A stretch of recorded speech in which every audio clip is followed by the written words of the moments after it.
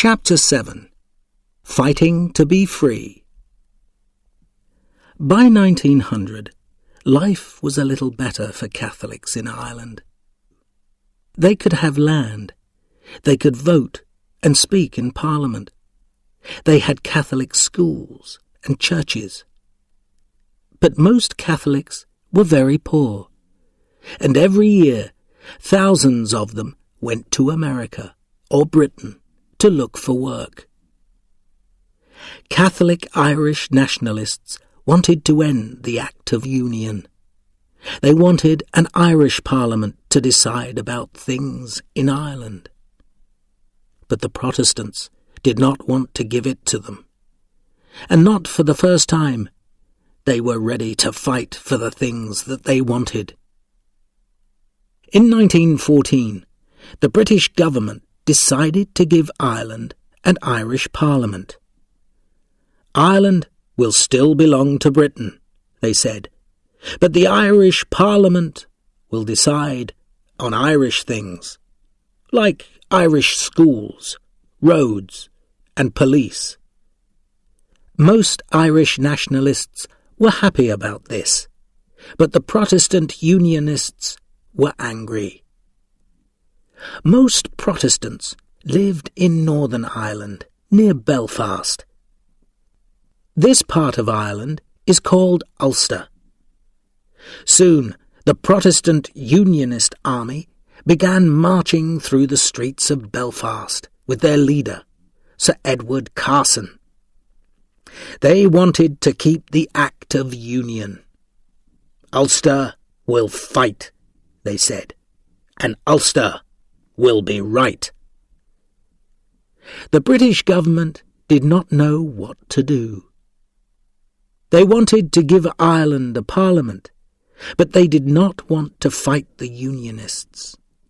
But then, in 1914, the First World War started. Most of the Protestant Unionists and many thousands of Irish Catholics went with the British Army to fight against Germany. But many Irish nationalists stayed in Ireland.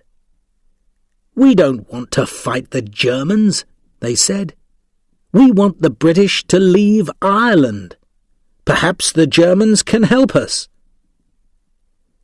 In 1916, a group of Irish nationalists, mostly Catholics, decided to fight for a free Ireland.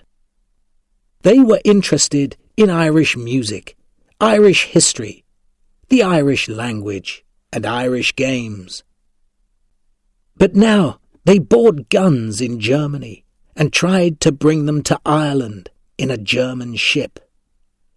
Their leader, Patrick Pearse, wanted much more than an Irish Parliament.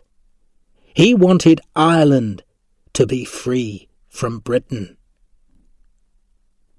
On Easter Monday, 1916, Pearse and his men went into the post office in the middle of Dublin.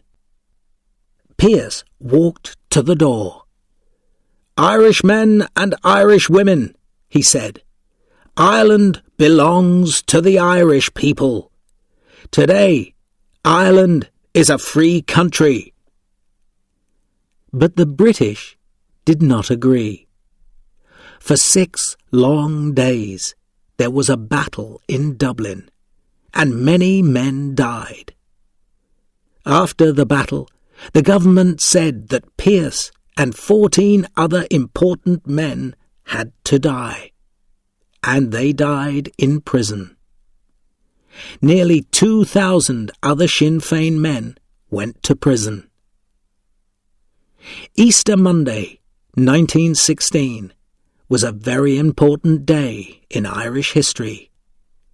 After that day, everything was different. In his poem, Easter 1916, the Irish writer William Butler Yeats wrote, "All changed, changed utterly. A terrible beauty is born." In 1919, Sinn Féin started to fight the British again. The Sinn Féin Army was called the Irish Republican Army, or IRA. From 1919 to 1921, the IRA killed hundreds of policemen and soldiers, and the police and soldiers killed hundreds of IRA men too.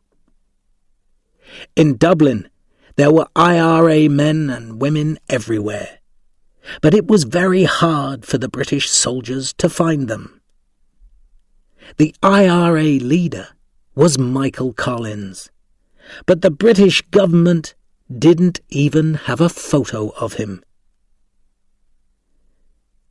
In 1921, the British government decided to talk to Sinn Féin and the IRA, and in that year, for the first time in history, most of Ireland had an Irish government, with an Irish president in Dublin. But the Irish Republic is only 3/4 of Ireland. 1/4, in Northern Ireland, stayed British. And here, 50 years later, the trouble between Protestants and Catholics started again.